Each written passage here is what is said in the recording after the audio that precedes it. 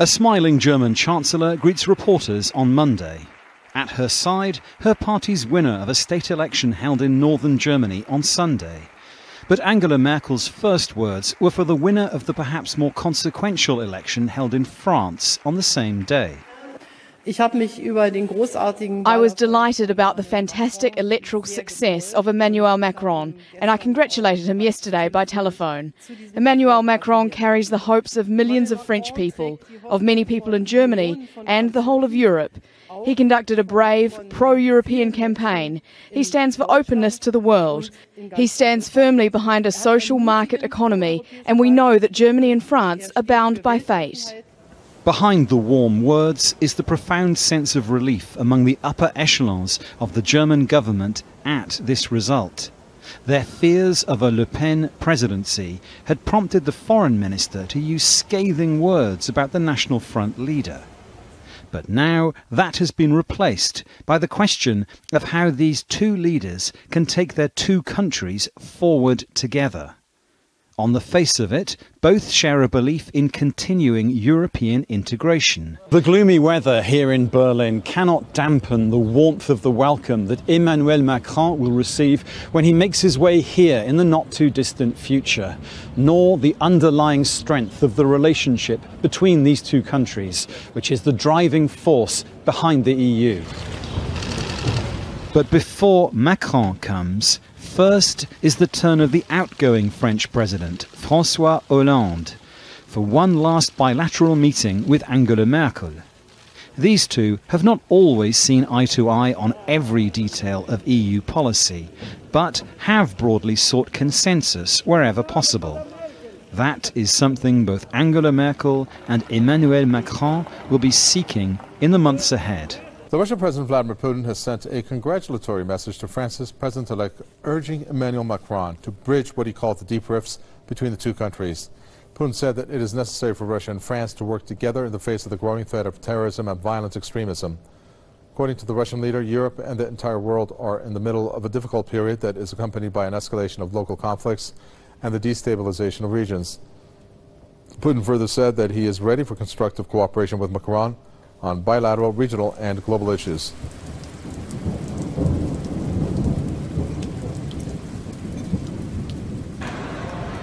Police in Paris evacuate the mainline railway station Gare du Nord. Media reports claim they were searching for 3 men said to be dangerous, who were believed to have arrived on a train from Valenciennes, a town in northern France close to the Belgian border. French intelligence allegedly received information on Friday that the men were due in the country and could be seeking to carry out an attack. Unconfirmed reports said 2 of the men were thought to be Belgian nationals and 1 Afghan. After 2 hours, police reopened the station, releasing no details about the operation. A counter-terrorism operation by police in Spain and Morocco has led to the arrests of 3 people with suspected links to ISIL. 2 were detained in the northeastern Spanish region of Catalonia. They're believed to have been involved in recruiting people to fight for the group in Iraq and Syria, as well as spreading propaganda. Both are reportedly Moroccan nationals. A 3rd suspect was detained in the Moroccan city of Tangiers. Some houses in South Africa were set ablaze on Monday as racial tension flared in a town of Colini, Northwest Province, after a court granted bail to 2 white farmers who were accused of killing a black teenage boy. Peter Donwar, 26, and Philip Scott, 34, are accused of killing Matho Mola Jonas Moswe, 16, on April 20. The 2 farmers were returned to court for trial on June 26. Donwar was shot accused of throwing the teenager off a moving vehicle after catching him stealing sunflowers. The magistrate said the farmers were granted bail because the witness had not yet confirmed whether Moswe was the teenager thrown off the vehicle. It is indeed correct that the death of the deceased has in fact divided the community of Colini along racial lines, as evident from the 2 petitions that were submitted in this court. Members of the community, including a large group of peoples, protested outside a court where suspects were granted bail of $370 each. We respect the court's ruling to grant the accused bail, but we are disappointed. Businesses were looted last month and 4 houses, 3 trucks and a tractor were burned in protest sparked by the boys' death. At least 5 people have been killed when a car laden with explosives rammed into a cafe and exploded in the centre of the Somali capital, Mogadishu. Initial reports suggest at least 10 people have been wounded. Officials and eyewitnesses say bursts of gunfire followed the attack at the Italian coffee cafe. The Somali Islamist militant group Al-Shabaab has admitted planting the device. 2 years behind bars for Jakarta's Christian governor. That's the verdict from an Indonesian court on Tuesday in a trial seen as a test for the country's religious tolerance. Basuki Tjahjanurnama, known as Ahok, was accused of insulting the Quran, and for months Islamist groups have been calling for him to be jailed. Many hardliners gathering outside the court on Tuesday as the judge found Ahok guilty of blasphemy against their religion. 2 years is very lenient in my opinion compared to the pain and sacrifices made by Muslims, including the nation that was almost wrecked by the crimes of Ahok, the blasphemer. Prosecutors had previously called for a suspended 1-year jail term, the 2-year sentence coming as a shock to many of his supporters who wept outside the court. The law is blind. It can no longer tell between right and wrong. Ahok has sacrificed being governor, and we accepted that. Now he's innocent, yet accused of blasphemy. We are disappointed with the law in Indonesia. Human rights activists say the guilty verdict is bad news for Indonesian minorities, saying if a governor can be jailed on what many call groundless accusations, what chances do others have? Ahok lost his re-election bid for the city's top job last month to a Muslim rival. Analysts say radical Islamic groups had a decisive impact on the outcome.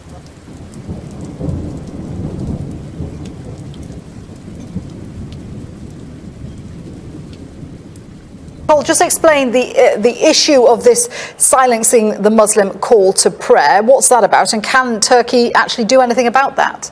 That's right. It's become a very controversial issue. It's an Israeli plan to limit that call to prayer that happens 5 times a day, to limit it not only in East Jerusalem but all across Israel. In effect, it would prohibit the use of loudspeakers, so really tone down the call to prayer. It's outraged and upset Muslim Palestinians, as well as gaining a great deal of attention across Turkey and other Muslim countries that are represented here at the conference. Whether Turkey can do anything about it, well, that's another question. I mean, the president said that if this plan does actually go ahead, that there will be a reply from Turkey, but he didn't elaborate on what that was. He also said that this was one of many crimes that are being committed against the Palestinians, and this is a little bit of what he had to say. How can Israel dare carry out these crimes? Israel is well aware that the crimes committed in front of the eyes of the world will go unpunished. They know very well that there will be no legal sanctions over basic human rights abuses. A crime without punishment makes the criminal more brutal. That is the reason behind the rise in Israel's crimes. No peace and stability is possible in the region unless Israel is called to account under international law over murders and massacres. The only way to peace is the establishment of a sovereign and independent Palestine under 1967 borders, with its capital in East Jerusalem, and there must be pressure on Israel for that. Now, this is really interesting. It's already been leaked that United States President Donald Trump reportedly wants to give a speech at Masada when he visits Israel for the first time in a few weeks. But what's even more surprising are claims he previously wanted to host a Miss Universe pageant high atop the historic fortress. An Israeli official says that back when Trump was a reality TV star and the owner of the contest in 2011, he wanted the women to strut the catwalk among the ruins of King Herod's desert palace. It didn't end up happening, but maybe now's his chance to finally make a huge appearance there. The ancient plateau has become deeply symbolic of the courage and endurance of the Jewish people. The last Jewish inhabitants were 960 men, women, and children who chose to take their own lives as free people in the year 73, rather than be slaves by the conquering Romans. Masada serves as a pinnacle of training for the modern Israeli army, and it's also become one of Israel's most respected tourist destinations. The Atlantic Monthly is speculating that Trump may have developed an affinity for Masada based on cultivating a portrayal of himself as an underdog against the United States political establishment, media, and liberal elites. On Monday evening, United States Chairman of the Joint Chiefs of Staff of the U.S. Army, General Joseph Dunford, will arrive in Israel as the guest of IDF Chief of Staff Lieutenant General Gadi Eisenkot. This will mark Dunford's third visit to Israel and fourth meeting with Eisenkot. According to the Israeli news publication Ynet, Dunford will also meet with Defense Minister Avigdor Lieberman, where they intend to discuss Russia and the ongoing war in Syria, including Syria's use of chemical weapons. Other topics will include the continued fighting in the Sinai Peninsula and the transfer of developed weapons to Hezbollah. Although the IDF and United States Embassy will not officially confirm any details about Dunford's trip, there has already been several high-ranking military officials visiting Israel during the past few months. In March, United States Army European Command General Curtis Scaparrotti visited Israel for his second time, in which he placed emphasis on the strong military partnership between Israel and the United States. Scaparrotti described it, stating, quote, "It was built on trust developed over decades of close cooperation," end quote. U.S. State Department says the U.S. Secretary of State Rex Tillerson and Russian Foreign Minister Sergei Lavrov will meet in Washington on Wednesday. It says in a statement of the Syrian issue will top the agenda. They are expected to discuss humanitarian aid for civilians and preparation for political means to solve the crisis. The two diplomats will also talk about the ongoing Ukraine crisis. Meanwhile, the bilateral ties will be another important topic for the meeting. The relations between the two powers have hit a new low since early April when the U.S. launched an airstrike towards a Syrian military base.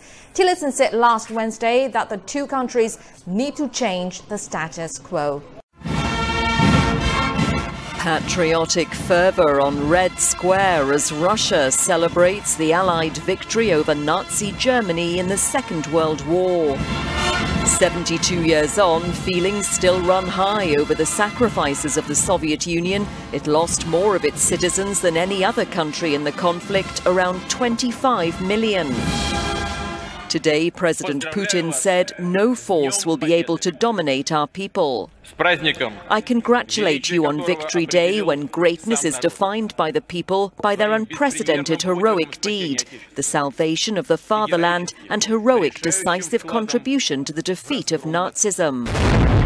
Despite Moscow's tense relations with the West, Putin urged worldwide cooperation to combat terrorism and extremism. From old soldiers to young children, Victory Days marked across Russia on May the 9th because it was already past midnight in Moscow when Germany's surrender document was signed late at night on May the 8th in Berlin.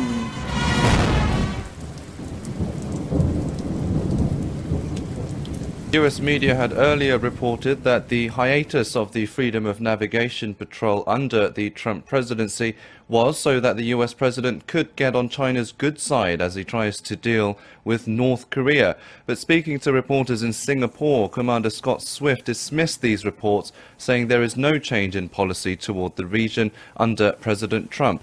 He added that the US Navy stopped its Freedom of Navigation patrols temporarily in the South China Sea because America just went through a change in administration. The FONOPs involve US ships or planes going near features claimed by China and others to test their assertions to exclusive access.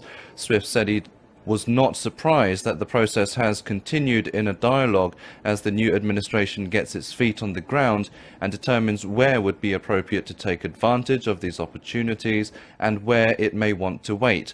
But he added that the military still proposes the operations. The US military's presence in the region is frowned upon by China, who says Washington is only stirring tensions.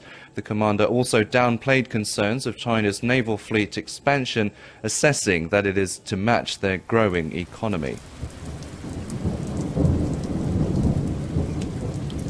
New warnings tonight. North Korea could be preparing what is called an electromagnetic pulse attack on the United States. Two satellites already orbiting above America According to Dr. Peter Vincent Pry, he's the executive director of the Task Force on National and Homeland Security, warning a satellite with a nuclear payload could potentially just tear up, destroy the U.S. power grid. And joining us tonight is Dr. Pry. Well, the EMP Commission has been trying to warn about this for some years, ever since 2012. Articles have been written, including by my colleague on the EMP Commission, Jim Woolsey, former CIA director. Right. And occasionally they get published in the Wall Street Journal, but most of the media has pretty much ignored this story. Well, we have joined you now, and you have got our attention, I assure you. How realistic is this threat in your judgment? These two satellites, they are circumnavigating at low Earth orbit. I think many Americans would be surprised to learn that the North Koreans have that capacity. Well, it's such a serious threat that we have recommended that these satellites be shot down because it's too great a risk to take. We don't know if they're nuclear armed, but if they are nuclear armed, just one of these satellites, if they've got a super EMP weapon in them, which we think the North Koreans have probably got, could destroy the U.S. electric grid, not just for a temporary blackout, but a blackout that could last months. We only have enough food to feed the American people for about 30 days. And the EMP Commission estimates that if a blackout lasted 1 year, and an EMP attack could do that, it could cause a protracted blackout lasting more than a year. We could lose millions of people to starvation, disease, and societal collapse. China reportedly told its citizens in North Korea to leave the country in the wake of increasing tension between North Korea and the United States. The Korea Times reported May 2nd that the Chinese embassy in North Korea advised Korean Chinese residents to return to China last month, citing concerns over a possible U.S. military strike. Radio Free Asia reported the warning came days before North Korea was set to showcase its military power during the 85th anniversary of the Korean People's Army on April 25th. The U.S.-based radio station cited a Korean Chinese man living in Pyongyang who said he had received a message from the embassy to leave. The Chinese embassy in North Korea, however, has yet to comment about the reported advisory. Tensions between North Korea and the United States escalated recently. On April 30th, North Korea threatened to sink a U.S. submarine that had been deployed in South Korean waters. Massive drills by the DPRK, large-scale war games between the US and South Korea, all accompanied by bellicose threats from Pyongyang and Washington. In supporting. There's not much Seoul can do until after a snap election on May the 9th, resulting from the impeachment and arrest of former President Park Geun-hye. We are in a sensitive election period. We need to have the elections and elect a new president and a new government before we can solve this problem from the DPRK. The front-runner Democratic Party, led by Moon Jae-in, is calling for a carrot-and-stick approach. We would like to persuade them to give up nuclear weapon or weapons of mass destruction and try to open up their market. Then we, along with our allies, can help them to improve their economy. The People's Party, led by Ahn Cheol-soo, is also polling strongly and supports dialogue with the DPRK within limits. Mr. Ahn, who is a sort of a more moderate front-runner, who is second to Mr. Moon, has expressed a little bit more careful approach, where engagement is a possibility, but that it's not necessarily going to be the main bread and butter of his administration should he be elected.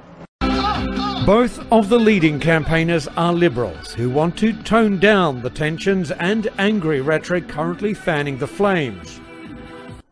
In terms of award shows, the MTV Movie and TV Awards might not be the most prestigious, but it certainly is one of the most progressive. For the first time in its 25-year history, the award show eliminated gender-based distinctions for its acting categories. Women emerged victorious in both categories. Beauty and the Beast's Emma Watson won Best Actor in a Movie, and Millie Bobby Brown from Stranger Things won Best Actor in a Show. The Grammy Awards eliminated separate male and female categories in 2011, but major movie and TV-driven award shows like the Golden Globes and Oscars still have gender-specific acting categories. But even in the Oscars' non-gendered categories, men tend to win over women. In 2008, Diablo Cody was the last woman to win Best Screenwriter for Juno, and Kathryn Bigelow is the only female director to have ever taken home the directing Oscar. We had a big-time hailstorm right smack dab in the heart of Denver on Monday afternoon. Look at this. It even did some damage to this business, at least. You can see they probably had a sunroof or something like that, and the hail was just coming right in there. Of course, there was widespread damage reported to cars around the Denver area. It wasn't just downtown. It was a good chunk of the area that had hail from this one storm. Look at that. It ranged in size from, quarters to baseballs. There were even some baseball-sized hailstones reported. That was in Wheat Ridge, just northwest of downtown Denver. So here was the storm, kind of started on the west side and came up toward downtown, and areas in the northwest side of town saw some of the biggest hail. Luckily, nobody's been injured here, okay? The storm's pushed just east of Denver right after this hailstorm, but I would still say through the night, watch out for a couple more nasty storms and still the possibility of some flooding if you get caught under a couple of them that drop really heavy rain. Canada's federal government has been deploying troops to flooded areas in Quebec for 3 days now, with more to come. They're supporting local efforts to build sandbag barriers and help residents forced to flee. Very stressing, very bad, but it's the nature. We have no choice. More than 1,500 homes have already been evacuated. 2 people, a 37-year-old man, a 2-year-old child, are missing after their car was swept away. As the relief effort intensifies, some areas are facing mandatory evacuation orders. We understand that your house is your most prized possession, but at the same time, the message is your life is the most prized possession. Heavy spring rains and melting snow caused these floods across eastern Canada, and most rivers have yet to crest. Many in the hardest hit areas in Quebec say the authorities should have been more prepared for what's being described as the worst flooding in decades. We don't have enough help. I don't know where the army is. So I don't know what else to say. It's a disaster. In the mountains of British Columbia in western Canada, the rain and rising waters have triggered landslides. There's also heavy flooding in lakefront and riverside neighborhoods. 2 men are missing, including a local fire chief who was swept away while checking water levels along a local river. The heavy rains of the past 5 days are easing, giving rescuers a chance to reach remote areas. It's also a chance for the authorities to begin planning a cleanup operation that will likely take many months. Finally tonight here, America Strong, the story of Eastwood the dog and one more night to wait. The faces of the dogs desperate for a home. We learned of a program called Empty the Shelters, the Bissell Pet Foundation's effort that's already placed nearly 7,000 dogs and cats in homes across several states. The hugs, the kisses, and in so many cases, new families taking them home. But we heard of the story of 1-year-old Eastwood from Harbor Springs, Michigan. Abandoned, the stray lab was found over the holidays. Born with an issue with his leg and a problem with one of his eyes. They say he's a love. The Little Traverse Bay Humane Society held one of those Empty the Shelter adoption events just 2 weeks ago, offering to pay the fees and paperwork. Every single dog and cat adopted there, except for Eastwood. Workers saying so many families liked him, but were afraid to take on Eastwood and his leg. It was a little sad because we know how nice he is, and I think people were a little bit discouraged due to his leg issues. But the Humane Society didn't give up, posting pictures of Eastwood on Facebook, sharing his story. And the reaction floored them. Almost immediately, hundreds of requests, more than 80 formal adoption applications from all over the country. Eastwood, alone in that shelter, suddenly the most popular dog in town. And tonight we can report that first thing tomorrow morning, his family will arrive to take him home.